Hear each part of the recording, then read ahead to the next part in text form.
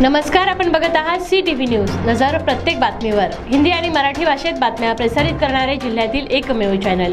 Sponsored by Sukhkarta associates. आणि आता पाहूयात गेल्या 24 तासातील बातम्या पटापट. चंद्रपूर वणी आरणी लोकसभा निवडणुकीत काँग्रेस आणि भाजपा यांच्यात चांगलीच चढाओढ निर्माण झाल्याचे दिसून येत आहे. त्यातल्या त्यात वडेट्टीवारांनी प्रचारात उडी घेतल्याने निवडणुकीची रंगत वाढली आहे.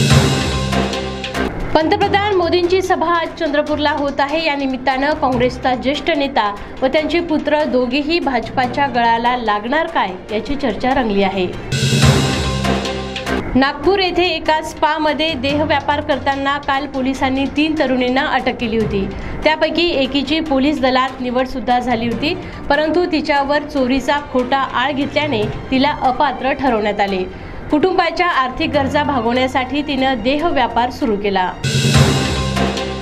काल रात्री नागपूर येथील मानकापूर येथे एका भरधाव ट्रकने तब्बल 12 ते 15 चारचाकी वाहनांना जोरदार धडक दिली. यात वाहने अक्षरशः चिरडल्या गेली. यात काही व्यक्तींना गंभीर जखमा सुद्धा झाल्या आहेत.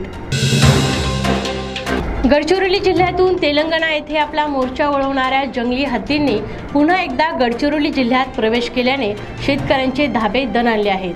तेलंगणा येथे या जंगली हत्तींनी 2 जणांचा बळी घेतला होता. राज्यात निवडणुका अगदी तोंडावर आल्या असताना सुद्धा महाविकास आघाडी आणि महायुती यांचा तिढा काही सुटता सुटेना. अनेक ठिकाणी उमेदवारीवरून रस्सीखेच सुरू असल्याचे चित्र राज्यात सर्वत्र दिसून येत आहे.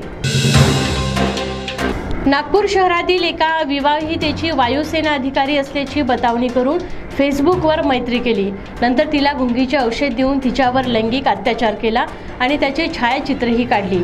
नंतर तिच्याकडून आरोपीने 4.5 लाख रुपये उकळले. अखेर त्या पीडितेने पोलीस ठाणे गाठले. पोलीस आरोपीचा शोध घेत आहेत. मी देशासाठी लढतो, देशीसाठी नाही, असे विधान मुनगंटीवार यांनी धानोरकर यांना उद्देशून केल्याने या शाब्दिक हल्ल्याला धानोरकर काय उत्तर देतात याकडे सगळ्यांचे लक्ष लागले आहे. 7 एप्रिल रोजी कोठारी वन परिक्षेत्रातील हरिण पायली क्षेत्रात एका विहिरीत पडलेल्या बिबट्याला वाचवण्यात वन विभागाला यश आले आहे. गौतम आडकुजी तोडे यांच्या शेतातील विहिरीत हा बिबट्या पडला होता. तर ह्या होत्या आजच्या पटापट बातम्या. लवकरच भेटूया पुन्हा काही नव्या बातम्यांसह. तोपर्यंत अशाच बातम्यांचे अपडेट पाहण्यासाठी बघत राहा CTV न्यूज. नजर प्रत्येक बातमीवर. नमस्कार.